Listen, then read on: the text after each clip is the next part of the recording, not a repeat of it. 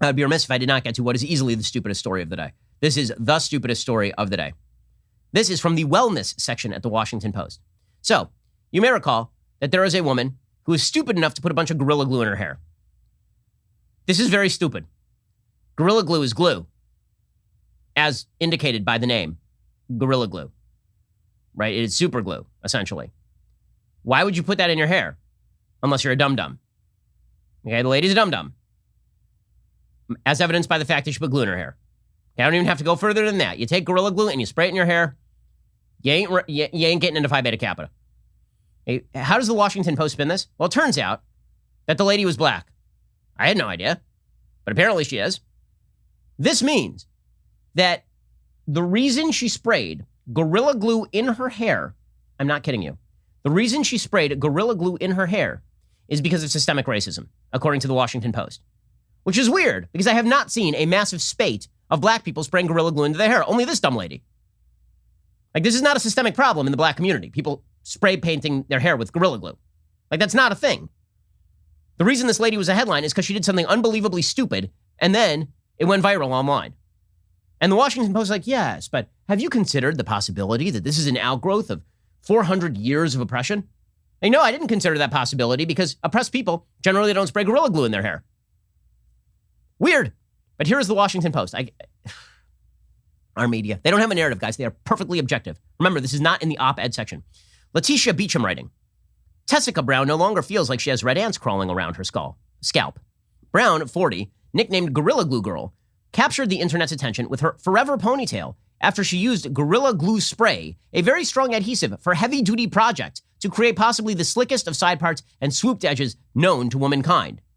The embarrassing ordeal has left Brown with some missing baby hairs, bald patches that are expected to recover, and a much shorter hairstyle that's nowhere near the amount of inches she had with her month-long braid. Over the next 6 weeks, Brown can't put much else on her scalp except for a concoction created by a Beverly Hills, California-based plastic surgeon who removed the glue from her hair. At this point, I'm scared to put a relaxer on my hair, she told the Washington Post in an interview, adding she has decided to go natural and embrace the naturalness of her hair.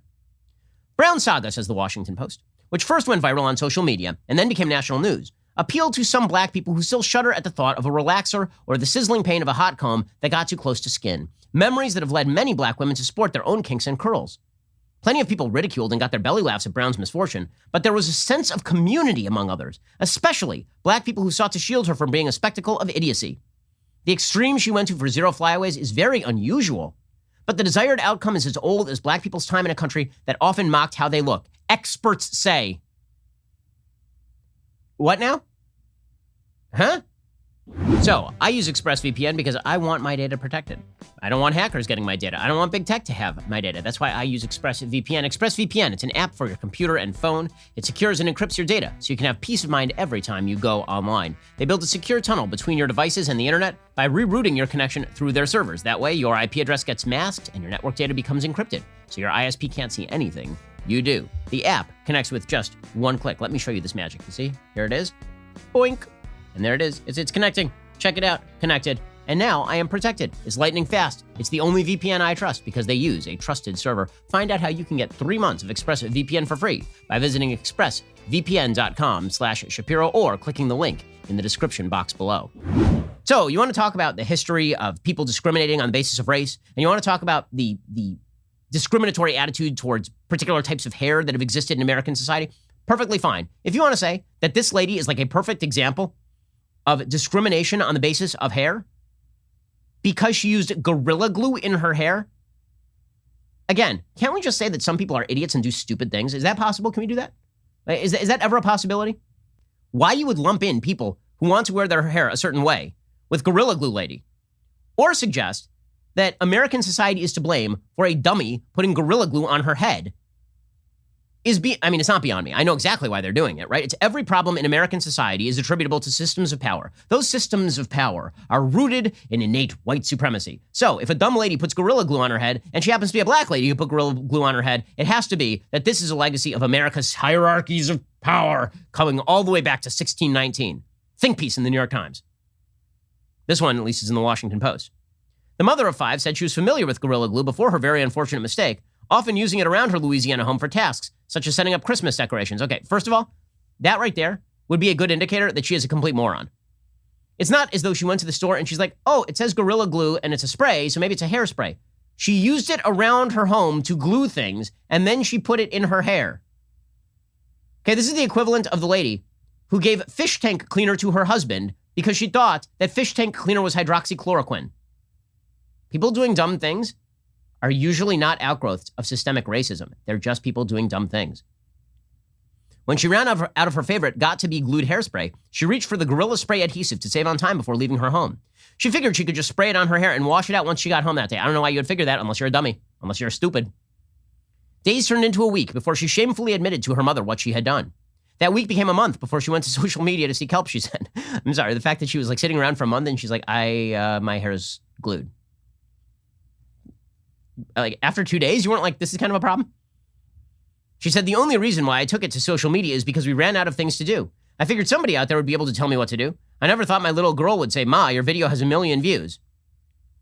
She had to console one of her young daughters who said she endured taunts from other children making fun of her mother. Now, don't make fun of the kids. I mean, it's not the kids' fault that mommy is not particularly bright. Brown had to keep under control the angst of possibly never running her fingers through her hair again for the sake of the children who came to her daycare, Tessa's Little Angels Learning Academy. Neil Lester said he initially thought Brown's problem was a prank, but as he continued to follow this story, he said it reminded him of all the ways Black Americans have used unusual hair products to manipulate or style their hair. I thought of Malcolm X and his experience with the conch, said Foundation Professor of English and founding director of Project of Humanities at Arizona State University, referring to the hair straightener made of lye, eggs, and potatoes used by many Black people in the earlier and middle part of the 20th century. That stringing started with enslaved people using axle wheel grease and dirty dishwasher with oil. Enslaved men used axle wheel grease as a means to dye their hair or temporarily straighten it. Women would use butter, fat from bacon, or grease from geese to care for their hair, according to Hair Story, Untangling the Roots of Black Hair in America. Yeah. Well, see, she's not enslaved. She was not attempting to, according to her, abide by white standards of beauty or anything. There's nothing in here that says that that's what she was attempting to do. She said she just liked her hair that way. But it's still systemic racism. So, as always, the root of every problem in life is systemic American racism. The only solution, hire Ibram X. Kendi for $20,000 to tell you that you're a white supremacist. Otherwise, this sort of evil will run rampant across society. People gorilla gluing their hair every single day as a direct outgrowth of the legacy of racism in the United States. Oh, Washington Post. I can't imagine why people mistrust our institutional media. They're so good at what they do. I hope you enjoyed that clip from The Ben Shapiro Show. If you did, go ahead and hit the subscribe button so you stay up to date on all of our future content.